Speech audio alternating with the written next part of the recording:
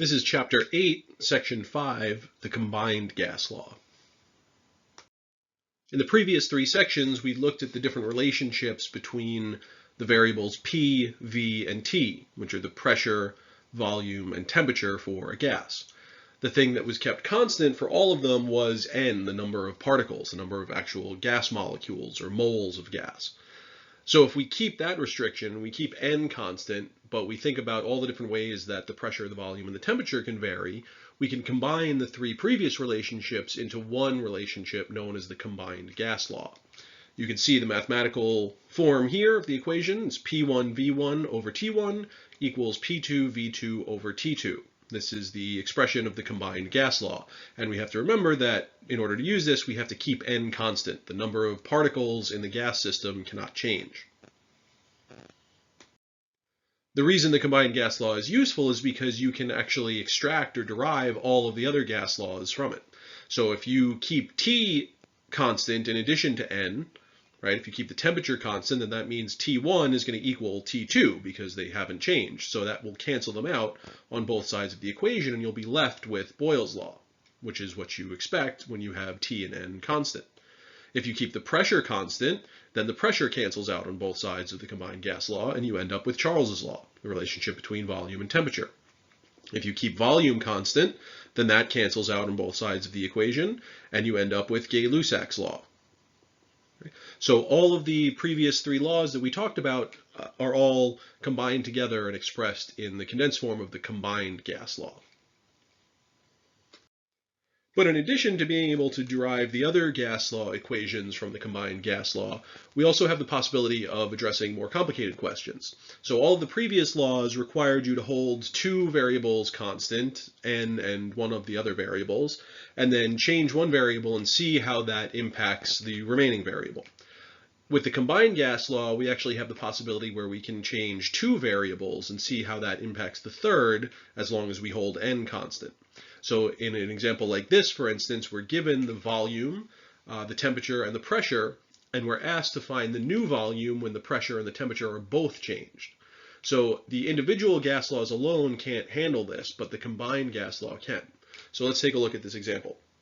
A gas has a volume of 675 milliliters at 35 degrees Celsius and 646 millimeters of mercury. Pressure. What is the volume in milliliters of the gas at negative 95 degrees Celsius and a pressure of 802 millimeters of mercury, assuming N is constant? Okay. So again, because of all the information it gives you, you should be able to see that this is going to use the combined gas law. The only thing being held constant is the number of particles of the gas, N. So when we analyze this, again, the first thing we should do is just take all of our temperatures and convert them to Kelvin by adding 273. So 35 degrees Celsius becomes 308 K, and negative 95 degrees Celsius becomes 178 K. Remember, you'll never have a negative Kelvin temperature. Celsius can be negative, but Kelvin can't ever be negative. And so then we just look at the other variables that it gives us. It tells us the initial pressure is 646 millimeters of mercury. Okay, it tells us the initial volume is 675 milliliters, and we just calculated the initial temperature in Kelvin is 308 Kelvin, that's from here. And then it changes two things. It changes the pressure, it increases the pressure to 802 millimeters of mercury, and it decreases the temperature to negative 178 K. Okay? All the while, N is the only variable held constant. And then it's asking us to find V2, right, the new volume. What is the volume when these two properties are changed? So what is the new volume after you change the pressure and the temperature? So clearly we're going to need to use the combined gas law here. Just like all the other gas laws, the next step is to solve the gas equation for the unknown variable that we want to get. Okay, so the question is asking what is the volume, what is the new volume after you've changed the pressure and the temperature. So we're trying to solve for V2. So you find V2 in the equation, and then you need to get it alone. So in this case, to get rid of the P2 next to it, you have to divide both sides by P2, which will cancel that. And to get rid of T2, you have to multiply both sides by T2 to get rid of that. So you end up with that same thing, that same factor here on the left-hand side, T2 over P2, multiplied by these numbers, and so then your V2 is alone. And so you can write this as V2 equals T2 over P2 times P1 V1 over T1, Or you can collect similar variables together. So we can bring the V1 out front, and we can look at the first factor, which would be T2 over T1, multiplied by the second factor, which would be P1 over P2. Okay? Or you can have your pressures first and your temperatures last. Either way. You could also just keep it with this expression, right? It's just a little bit of a mathematical trick to put them together so that you recognize the units cancel out once again.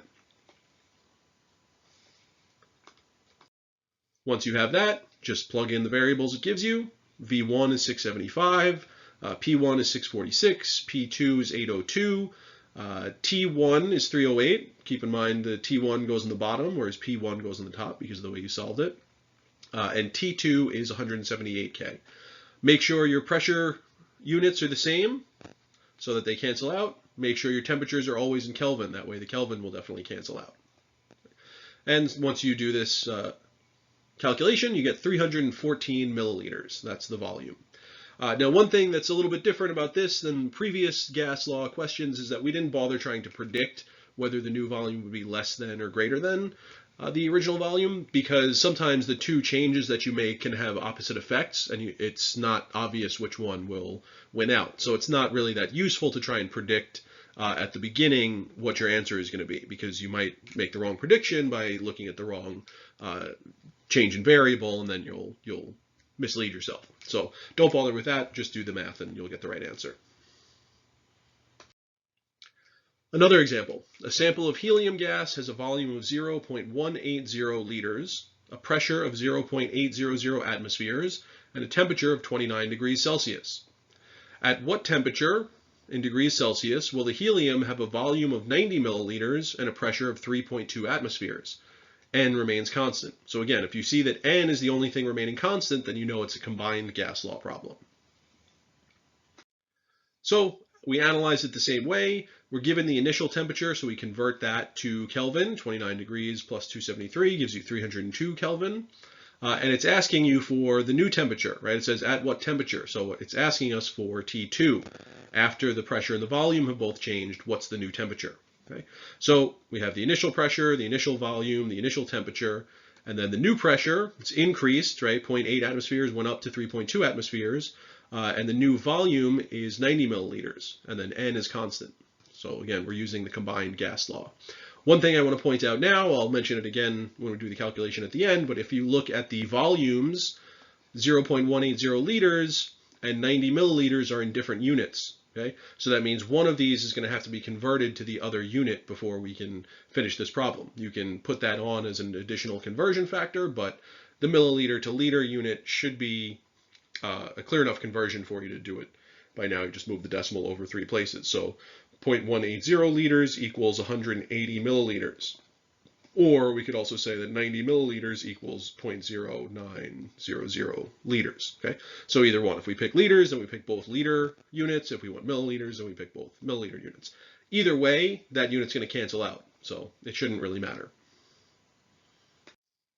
Once again, the next step is to rearrange the combined gas law to solve for the unknown quantity. In this case, it asks us at what temperature will the helium have this volume and that pressure. So we're looking for the new temperature, T2. Once again, this T2 is on the bottom, so that makes solving for it a little bit difficult. It's useful to be able to cross multiply. So if you can do that, you can also review the previous videos which show you some of the cross multiplication. But I want to show how you just sort of explicitly solve this. So if we want T2, we really need T2 to come up to the numerator. So the only way to do that is to multiply both sides by T2 so that it will cancel out on the right-hand side and it'll be in the numerator now on the left-hand side. But then we have this factor, which we need to get rid of because we want T2 on its own. So to get rid of this factor, we multiply by the reciprocal. So T1 goes on top, P1, V1 goes on the bottom, and we multiply by that same factor on the right-hand side, P1, V1. Okay? So this T1 will cancel this, P1 will cancel this, V1 will cancel this, and so then we're left with T2 all by itself, and so we can say T2 equals, what's left on the right-hand side is P2 and V2, P2 times V2, times this new factor, which is T1 divided by P1, V1. Okay, and so we can think of that as a new factor. Or again, like I always do, you want to collect the similar variables together. So we'll put T1 in front because it's the temperature we're looking for. And it's going to be modulated by two factors. The first is the ratio between the new pressure and the old pressure, P2 over P1. P2 over P1. And the second is the ratio of the new volume to the old volume, so V2 over V1. Okay? So this is the expression you get. Once again, you can leave it this way. You can rearrange all these variables. It really doesn't matter. The multiplication, the order doesn't matter for multiplication. Then you have your expression, and you can just put in your variables. The original temperature was 302 K. The original pressure was 0.8 atmospheres. The new pressure is 3.2 atmospheres. Your atmospheres cancel out. The original volume was 180 milliliters, right? Remember, we needed to change those units. So 0.180 liters is 180 milliliters, okay?